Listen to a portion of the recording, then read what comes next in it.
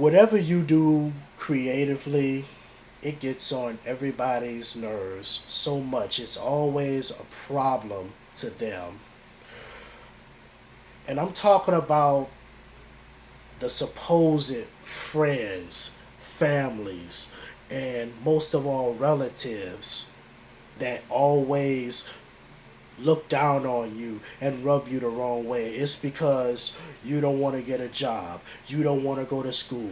You don't want to get a car. You don't want to do this. You don't want to do that. You don't want to be a middle class workaholic. You don't want to struggle. You don't want to be trapped. You don't want to be poor anymore. You don't want to live in poverty. You don't want to be a workaholic. You don't want to work at these billion or trillion dollar companies that don't get paid very well. You don't want to make other people rich and happy off your hard work. You want to work smart. You want to have your own business. You want to be an entrepreneur. You want to be a soon to be self-created millionaire. You want to do whatever you want on your free will. You want to have a dedication of what your heart desires, of what your heart wants you to do. Because your heart is what controls you, not them. All they feed is nothing but lies to make themselves feel better because they don't want you to be above them. They don't want you to be successful than them because that it feels like it's rubbing them in their faces. They can't stand that. Instead of them being happy for you, instead of encouraging you, if they love you so much, they'll support your decisions. They'll support your dedication. And only nowadays, when being poor, living in poverty, or being middle class workaholic, it's just a repeat of the same thing every single day. It's going backwards. Same thing, but a different day when you are dealing with that day to day endless stress, going to work, being picked on, yelled at, or over stupid stuff of what's going on or what's happening or every small little thing that you do. But when you are an entrepreneur, you can do anything you want on your free will. You can make your own rules. You can make your own decisions. You can, it's up to you whether you want to work creatively or not because you are working smart.